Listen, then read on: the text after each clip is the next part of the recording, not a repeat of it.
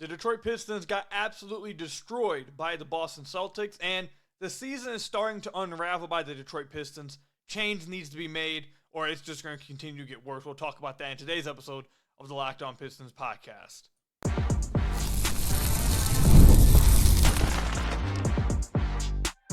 You are Locked On Pistons, your daily Detroit Pistons podcast, part of the Locked On Podcast Network, your team every day. What's the deal? Welcome back to another episode of the Locked On Pistons podcast. Per usual, I'm your host, Ku Khahil. You can find me over on Twitter at Ku Khahil. I want to thank you guys for making Locked On Pistons your first listen of every single day. We are free and available on all your podcast platforms. If you haven't already, head to the YouTube channel at Locked On Pistons. Hit that subscribe button or leave us a 5-star review on whatever podcast platform you're listening to this on. That's another great way to support the podcast. And if you haven't already, head over to my personal YouTube channel at Ku Khahil, and you guys will see some personal film breakdowns of your Detroit Pistons. And also, I have to tell you guys that today's episode is also brought to you by Robinhood Gold. Provides the privileges of a high net worth for any net worth. These generous benefits are now available for only $5 a month. The new gold standard is here with Robinhood Gold. Sign up at robinhood.com/gold. Also, head over to LockedOnDaily.com. Type in your email, and you'll get a Locked On Pistons daily newsletter go along with your Locked On Pistons daily podcast. I'm recording this after the Detroit Pistons' absolute blowout loss to the Boston Celtics, 123-99. They were down by 30 plus at one point. It was pretty bad. The Pistons just couldn't get anything going offensively. They shot 18% from the floor, or 18% from deep in this game. Boston hit 23s on them again. I think that's the second game now that Boston's hit 20-plus threes on them. Peyton Pritchard had 27 points off the bench for Boston. It was just another bad game for the Detroit Pistons. Now, I will say this, just like to get some kind of positive out there. Ron Holland, made the most of those fourth quarter minutes.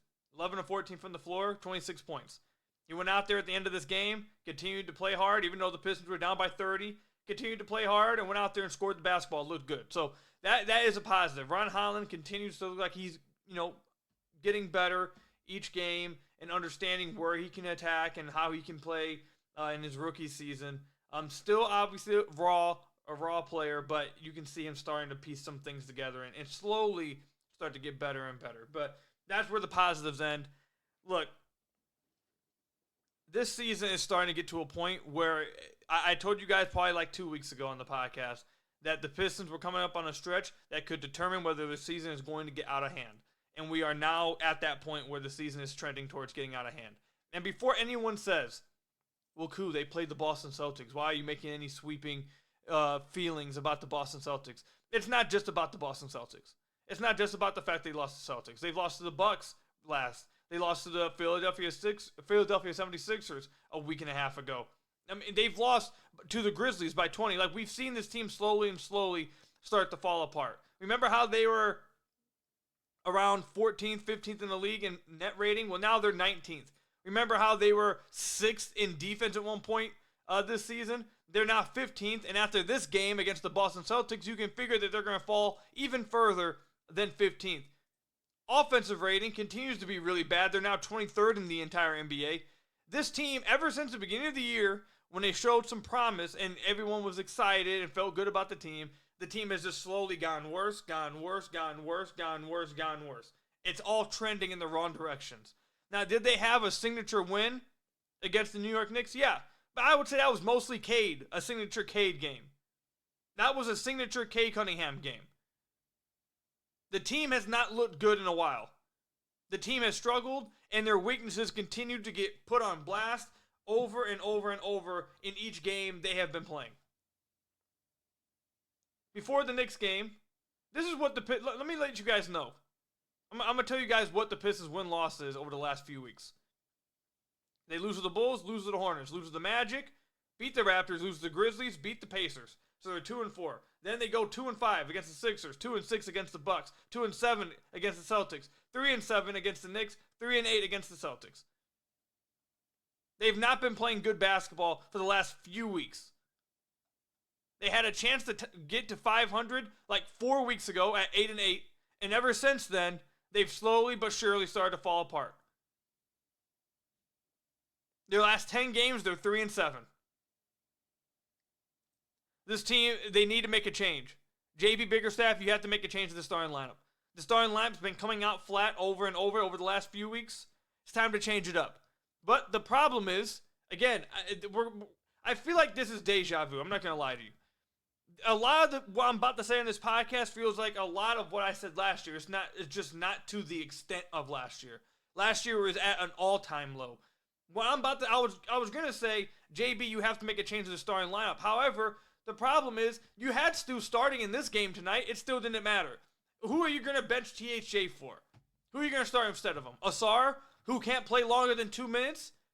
And that's not a diss at Asar. He's coming off a major health thing. And I understand this is the best way, according to the doctors, for him to get into shape. Okay, but you can't start Asar when he can't even play longer than 2 minutes. He played 90 seconds of basketball earlier in the first half and asked to come out. It's impossible for him to get into any rhythm. He hasn't looked like Asar Thompson since he's came back. And it's because he hasn't been able to play longer than 2 minutes per substitution. So you can't, it's not like you're going to start Asar. Okay, what are you going to do? You're going to start Malik Beasley? Okay, well then you're still dealing with the problem of being undersized. And it's not like Malik Beasley is this self-creator that solves the issues of not having anyone else on the team besides Cade that can create their own shot. Like, your options are limited. It's the same thing I said last year when people talked about change. Well, your options are limited. JB's options, you may think that there's some margins here and some margins there. For sure, I'm not going to disagree that maybe you could get incrementally better if you play this player or play this lamp. Sure. But there aren't many options the Pistons have at hand. They just don't. I think what's starting to become revealed, and there are a few people who were saying this from the get-go, and a lot of the Pistons community were upset that this was being said because the team was 8-9 or 7-8, whatever. And they were playing better than last year. Everyone was like, oh, just be excited. And I was one of those people.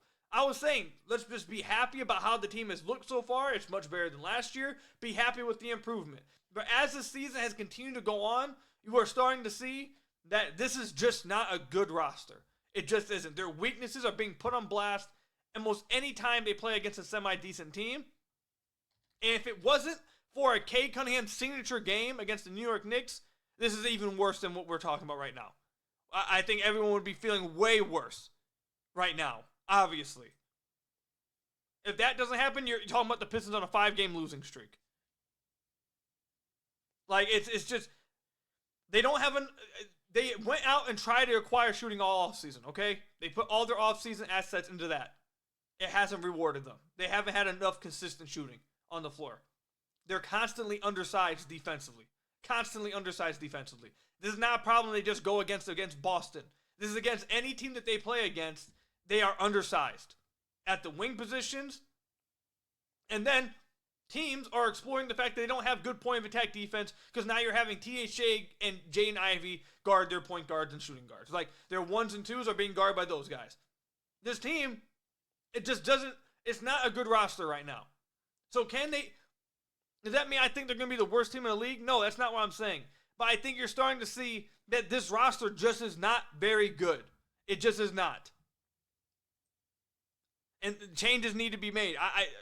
Again, we saw Isaiah Stewart starting this game tonight. Didn't make that big of a difference. Team got blown out. Do I think Stu should probably start moving forward? Yeah, but I mean, again, you're talking margins here, really. I came close. I was considering going over to the closet and getting the Darth Ku hoodie and coming on here and talking on the podcast about this game. Because this game, yes, it's Boston, but this game is more so like a broader, it kind of put everything into focus of how much the team actually has been struggling over the last few weeks and the weaknesses that continue to get exploited by this team. So, I don't know what they're going to do. I know they can't keep running it like this. I don't know if it's going to be bench THJ for Malik Beasley or bench THJ for Ron Holland or something, or start Stu moving forward, whether it's a trade coming up. Again, in December 15th, 90% of the league will become available in the trade market. Right now, according to Brian Windhorst, just around a third of the league is available for trades right now, which make it incredibly hard to do any trades. So after December 15th, do I expect to hear some things ramp up? Sure. the Pistons should be in the trade market. They've got to decide. They've got to decide what they want to do. And, I'll save this for when we come back from the ad break. But there's a specific part here that needs to be discussed that will give you some insight into, or at least give you an idea of taking a guess at where Trajan Langdon is leaning, or what he maybe is wanting to do with this team this season. We'll talk about that coming up. With Robinhood Gold, you don't need Silver Spoon to eat up the financial favors of the 1%.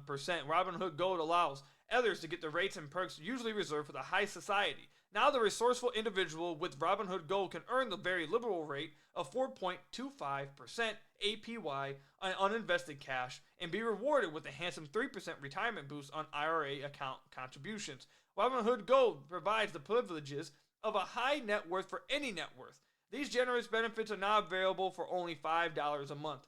The new gold standard is here with Robinhood Gold. Sign up at Robinhood.com/gold. Terms apply for product-specific disclosures. Visit Robinhood.com/gold. Investing involves risk. Rate may change. Gold membership is offered by Robinhood Gold LLC. The new gold standard is here with Robinhood Gold. Sign up at Robinhood.com/gold.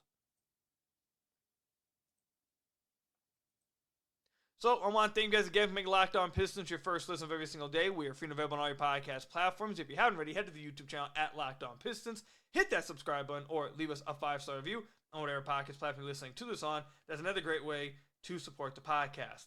So I wanted to talk about this real quickly because this is going to determine, this really gives you an idea of where, or I guess an understanding of why Trajan may go one way or the other. I'm sitting here talking about that they need to make trades. We talked about in the last episode, should they go after Zach LaVine? I've been one of those people who threw out the name of Brandon Ingram in the offseason. It's no secret that I have been one of the people in the Pistons community, and probably one of the more aggressive people who cover the team, in saying that they need to go out and actually improve the team. It's not that I'm completely impatient, but at some point you have to start winning basketball games, and at some point you actually have to field a good roster. You can't forever just talk about patience and development and just wait. At some point, you have to start doing something. At some point, you have to actually start showing success. Look at all the other teams that started rebuilding around when the Pistons started rebuilding. They're all seeing success. There's no reason why the Pistons have to just sit behind and not see that kind of, or at least try to get that level of success. There's no reason for it. They should try to get that level of success. You don't have to. There should be an in-between. Between worst team in the league and a championship roster. You should be able to want to strive for that middle if you're a rebuilding team trying to make that next step. You don't just go from worst team in the league to championship contender. So, basically, I say all that to say, everyone knows I'm one of the more aggressive people with that. I'm willing to make moves. I'm willing for the Pistons to make trades. I want them to make trades. I want them to make moves to actually field a competitive roster and a roster that makes sense around their best player, so you can actually find out what you have in said best player and try actually fielding a playoff team moving forward. With that said, though, there's reason to believe that that is something Trajan just doesn't want to do, and this could be something he's strategically doing in trying to keep the Pistons just good enough to where they're not at the bottom of the league, but not good enough to where they're pushing for the play-in. And the reason why I say that is the Pistons' first-round pick. That trade that Troy Weaver made a few years ago in the 2020 draft, where he gave up that first-round pick for Isaiah Stewart, and that big trade that ended up happening, I think it was eventually turned into like a massive 3-team deal, whatever. Everyone knows the Pistons don't completely own their first-round pick. In 2025, which is this upcoming draft, their pick is their own. They keep it if it's between 1 and 13. If it's between 14 and 30, it goes to Minnesota. So basically what that means is if the Pistons don't make the playoffs, don't make the play-in, they will keep their pick in what people are calling a very stacked draft. If they do make moves to push for that, and they actually do make it, then they will give their pick to Minnesota, and they will not have their pick in a stacked draft. So, if people are wondering, which I've had a few of you guys comment, I've had a few of you guys reach out to me and ask, A few of you guys have been like, is that why there's no backup point guard? Is that why there has been a clear lack of secondary creation on the team? Is that why they didn't go out and acquire a starting level big? Yes, they went out and tried to acquire shooting, but is that the reason why they didn't attack obvious weaknesses on the team? And I'm going to sit here and say to you, maybe that's why. Because truly, I mean, we've said this all year, not having a backup point guard or another guard to take pressure off of a Cade Cunningham or to run the bench unit with Jaden Ivey, it just doesn't make much basketball sense. So that could be a reason why they're not doing that. They don't want to give up this pick this year. They don't want to be aggressive in the trade market. I was talking with someone the other day who is, I would say, is knowledgeable of the situation. I was talking with someone the other day, and basically I was told, don't expect anything crazy from the Pistons this year. If they do make some moves, expect some minor moves. Maybe, I won't say players, but basically not to expect anything crazy from the Pistons. And I think that has to do with it. I think it has to do with Trajan is keeping in mind that they have this first round pick in a stacked draft that I'm sure he probably doesn't want to give up. I'm going to be honest. I'm going to assume that Trajan does not want to make the playoffs this year or push for the play-in and risk giving up this pick and what would be like his real first draft. Last year, he really didn't have much time at all before the draft. I think this would be the first one he has actually the full offseason to prep and be ready for the draft. I'm sure he doesn't want to lose that first round pick. So there's this middle ground that it seems like that they're trying to play in between. But I'm telling you right now, with how this team is playing and how this team's looked and how their weaknesses continue to get exposed over and over and over lately, the season is going to completely unravel. It's going to start going really bad. Against Boston tonight, you saw them completely selling out on Cade on like almost every possession. Anytime Cade touched the ball, they were completely selling out on him. Because again, they don't feel threatened by anybody else. They just don't feel threatened by anybody else. Jaden Ivey is a player who has struggled the last few weeks. He started out the gate hot to start the season, but since the start of the season, he's really cooled down and has been struggling over the last few weeks, especially with his shot selection.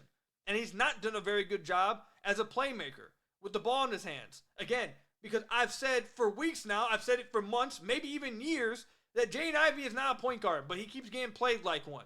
He started out the season really hot from three, shooting crazy percentage, and he's still shooting a fine percentage on the season, but it's starting to go down and down and down. Over the last few weeks, he's not played the best.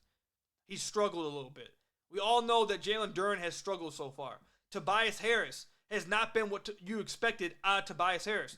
THJ, since the injury that sat him out games, he's continued to look worse and worse and worse each game as well. Asar Thompson can't play longer than 2 minutes, so you don't even really get anything out of that 5th overall pick that you drafted. Ron Holland is a raw rookie that you are expecting.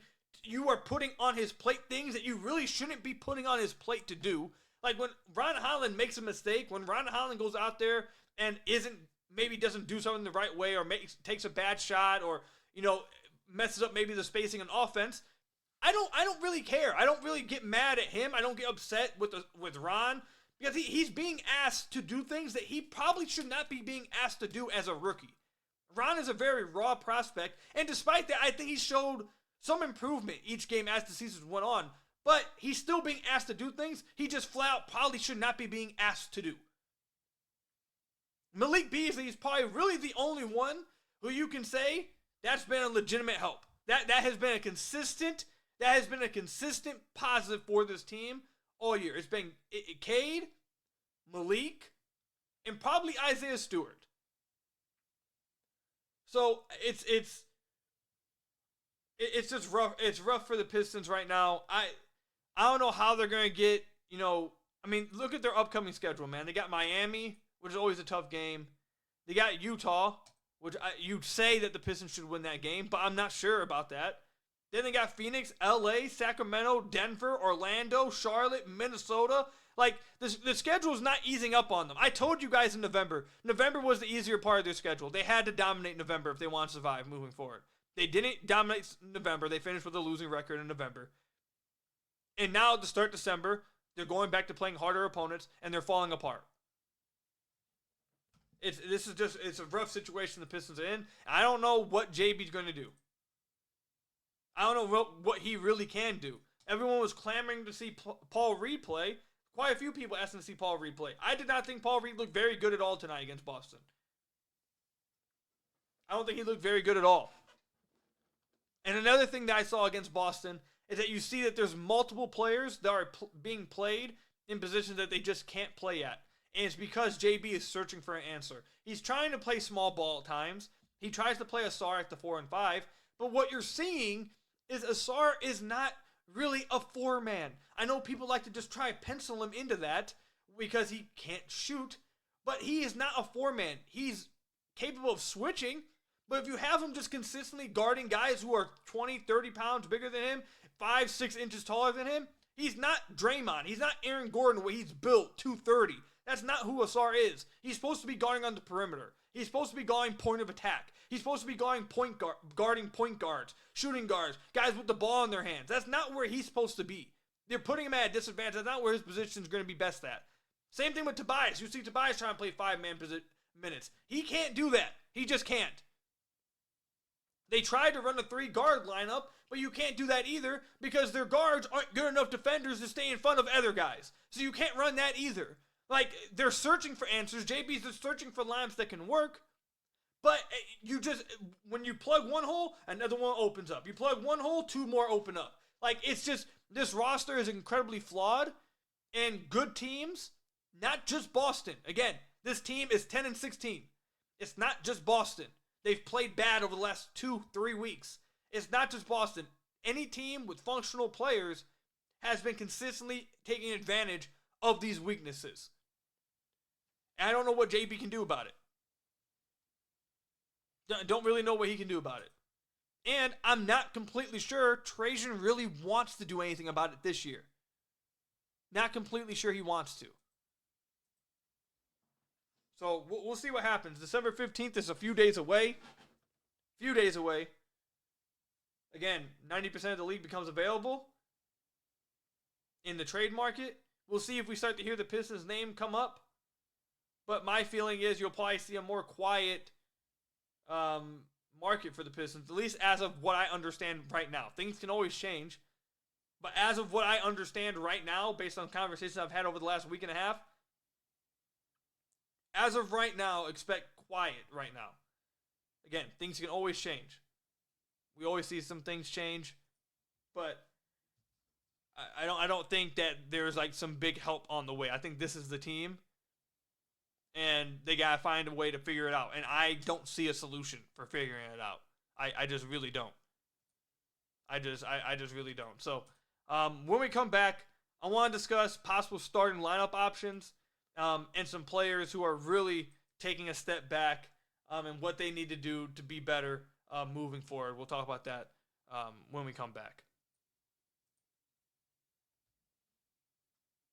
Get ready to tackle the NFL action with FanDuel, America's #1 sportsbook. Because right now, new customers can bet $5 and get $150 in bonus bets if you win. The FanDuel Sportsbook app gives you everything you need to place live bets on the NFL all in one place. So when you get a hunch in the middle of the game, you can check out the latest stats, view live play-by-play, and so much more on the same page where you place your bets. Just visit FanDuel.com to join today. You'll get started with $150 in bonus bets if you win your first $5 bet. And as I've told you guys many a times, I started using FanDuel a few years ago. Haven't turned back since, still using it to this very day. Super fun to use, super easy to use, super self-explanatory, but most importantly, obviously, is that it's super fun to use. So head over to FanDuel.com and you'll get started with $150 in bonus bets if you win your first $5 bet. Never waste a hunch and make every moment more with FanDuel, an official sportsbook partner of the NFL. So I want to thank you guys again for making Locked On Pistons your first listen of every single day. We are free and available on all your podcast platforms. If you haven't already, head to the YouTube channel at Locked On Pistons. Hit that subscribe button or leave us a 5-star review on whatever podcast platform you're listening to this on. That's another great way to support the podcast. All right, so first thing, possible starting lineup changes. I think the Pistons need to be considering everything. Really, I think the only lock in the starting lineup, to be serious, it should be Cade. Now, that doesn't mean I think Jaden Ivey will be benched or should be benched. Doesn't mean I think Tobias Harris would be or should be benched.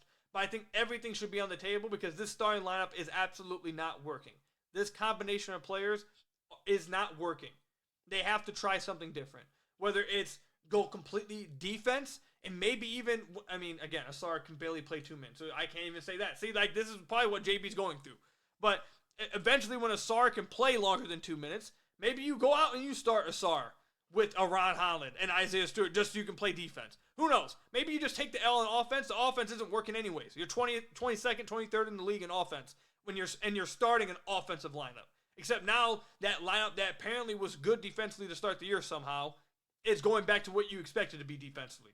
The starting lineup cannot continue to go on. It's not a good one. It's not working. It needs to be changed. So they could try to start Asar. They could even try to start Ron Holland. The problem is I don't think starting Malik Beasley's changing anything. I don't think starting maybe like a Marcus Sasser changing anything. Simone Fontecchio isn't changing anything. The problem with the starting lineup is they lack size on the wings. They lack size from THJ. If you put Malik Beasley in, you're not getting that. Now, if you put Malik Beasley in, could you get better offensively? Maybe, but Malik Beasley's not solving the shot creation issue. So you're still going to run into the same issues, and then you still have the same point of attack on defense issue. So really, the only 2 players who address one of these issues for the Pistons on the bench is Asar and Ron. And Asar, you can't play longer than 2 minutes right now. And do you really, like I just said in the second segment, Ron really is being asked to do more than he should right now. He's being asked to do more as a rookie than I think anyone expected him to be asked to do. Do you want to take that to another level and then ask him to start some games? I really don't think that's good for his long-term development.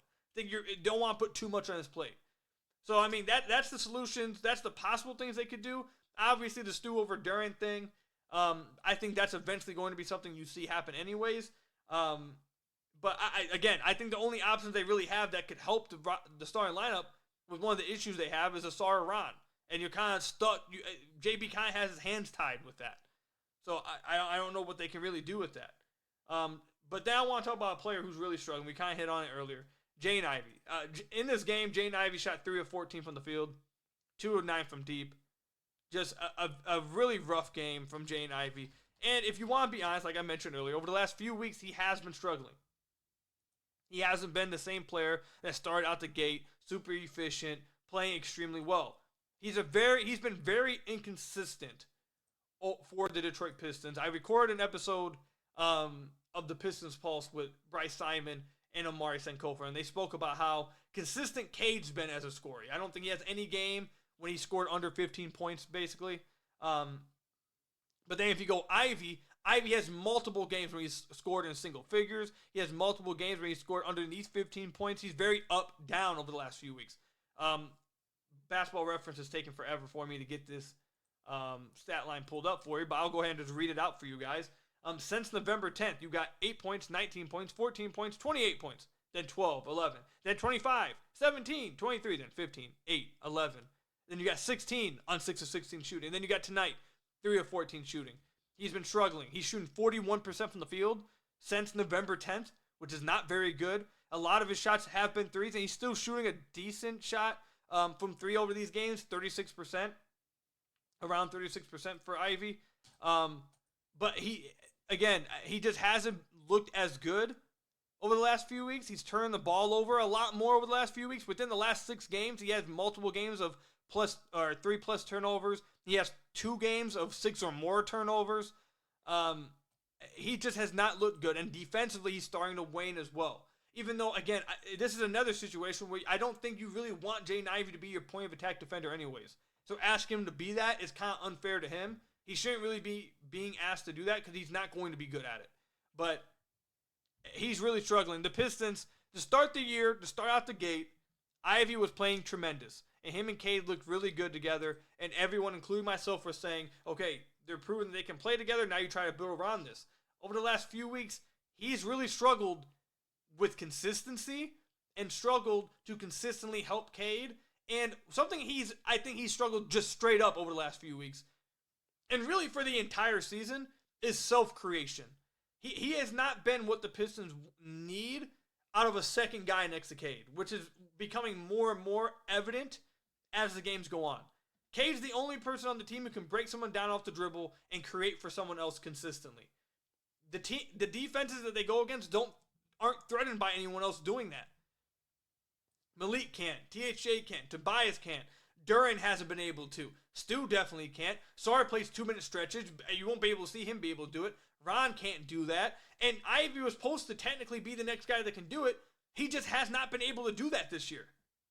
He just hasn't been able to do it. Over the last 2 games before this one, against New York, he had more turnovers than assists. Against Boston, the game before that one, he had more turnovers than assists. The game against Memphis, he had 6 more turnovers than assists.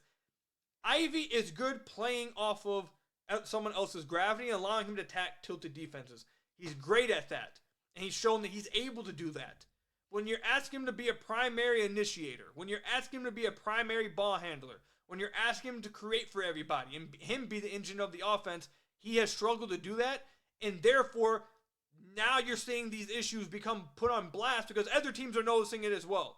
And now they're basically asking Cade to do everything, and when he leaves the floor, the team just crashes to earth. Not even earth, crashes to hell. So, again, I don't know if Trajan wants to address this issue. I think maybe he just wants another top pick. He could. Maybe that's the case. Maybe they don't make moves. But if they do, or if they end up being interested in making moves, that's what they have to go get another guy who can create on ball. They have to. They absolutely have to. I saw a stat earlier today. The Pistons are, I believe, 28th or 27th in the league in isolation points scored.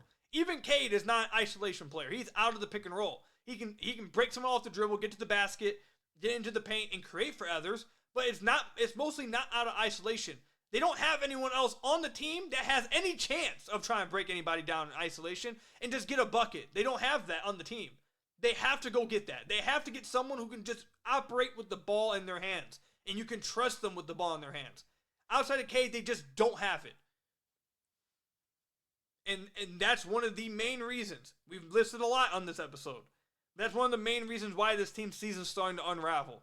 And again, unless Trajan wants another top pick, unless he's just stealthily, having a bad season, trying not to have as good of a season as he can because he wants to keep that pick, which I won't even completely fault him for that. Like, if I was a GM and I took over this team, like, I'm not going to completely fault him for thinking that way if that's how he's thinking.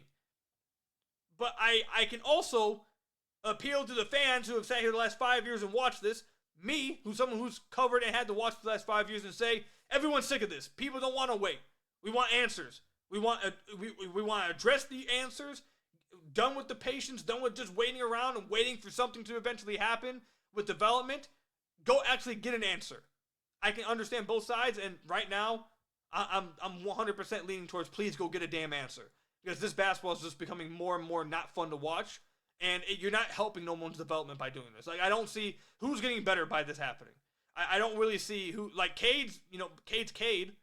But outside of that, who's getting better by what's going on right now? If anything, you're getting clear answers on guys that shouldn't be here. On guys that aren't getting better. On guys not being the answer to certain situations. So, that's all I've got for you guys today, man. Yes, it was against Boston, but this isn't just a Boston loss. Go look at how they've played since November 18th. Loss, win, loss, win, loss. It's bad. Everything's falling. Everything's just gradually falling and falling and falling. That's all I've got for you guys today, man. Thank you guys for making Locked On Pistons your first listen of every single day. Free and available on all your podcast platforms. Hit that subscribe on the YouTube channel. Leave us a 5-star review, whatever podcast platform you're listening to us on. And until next time, I'll see you guys later, man. Here's hoping for better days soon, hopefully. Till next time, peace out.